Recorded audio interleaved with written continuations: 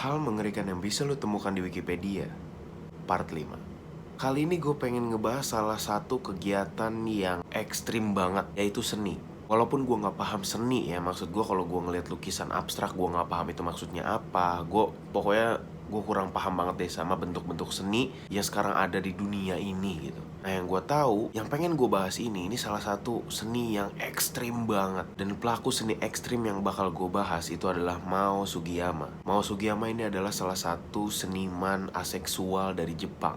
Dan di tahun 2012 dia sering banget dapat pikiran kalau misalnya dia pengen mengangkat alat kelaminnya. Gue nggak tahu itu alasan dia apa, tapi kalau misalnya emang gak dipakai ya buat apa di situ ya kan. Dan akhirnya sebelum dia meminta dokter untuk mengangkat alat kelaminnya, dia itu melakukan pesta seks berbulan-bulan untuk meyakinkan dirinya kayak sebenarnya gue suka gak sih sama alat ini, sebenarnya gue bakal mempergunakan ini terus gak ya. Dan ternyata dia tetap yakin dengan keputusan dia untuk mengangkat alat kelaminnya. Dan akhirnya gak lama setelah ulang tahun dia yang ke-22, dia yakin banget untuk mengangkat alat kelaminnya dan akhirnya dia ke dokter. Dan saat di dokter itu ngecek kesehatan dia ya kan, apakah ada penyakit apa, ada kendala apa gitu kan. Dan kata dokter ini aman, akhirnya diangkatlah alat kelaminnya.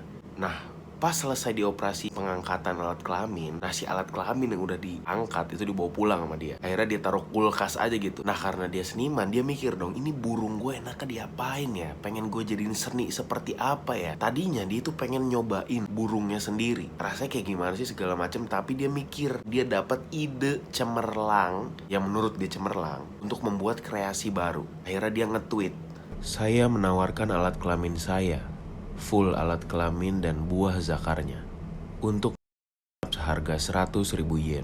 Saya orang Jepang. Alat kelamin saya sudah diangkat melalui operasi di umur 22 tahun. Saya sudah dites dan hasilnya saya terbebas dari segala penyakit kelamin. Alat kelamin saya masih berfungsi dengan baik dan saya tidak menggunakan perawatan hormon wanita. Pembeli pertama akan mendapatkannya, atau saya juga berpikir untuk menjualnya per kelompok pembeli. Saya akan menyiapkannya dan memasaknya sesuai keinginan pembeli di tempat yang sudah ditentukan.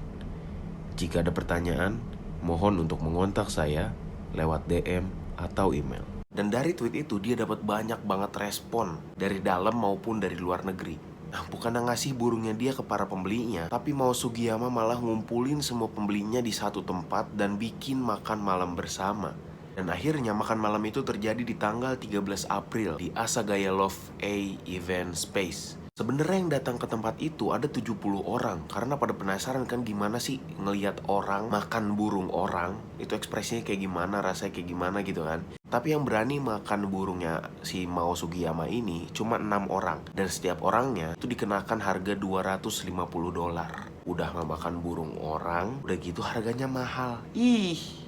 Nah di malam itu, Mao Sugiyama itu bener-bener ngebersihin burungnya, bener-bener bumbuin burungnya, masak burungnya, itu di depan pembeli-pembelinya yang lagi nungguin dihidangkan gitu.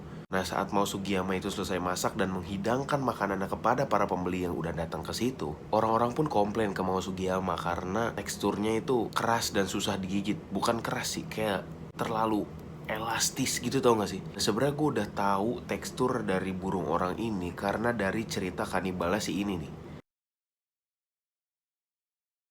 Nah, kalau lu penasaran bagaimana bentuk burung yang sudah dimasak oleh Mao Sugiyama, lu bisa langsung cek di Google.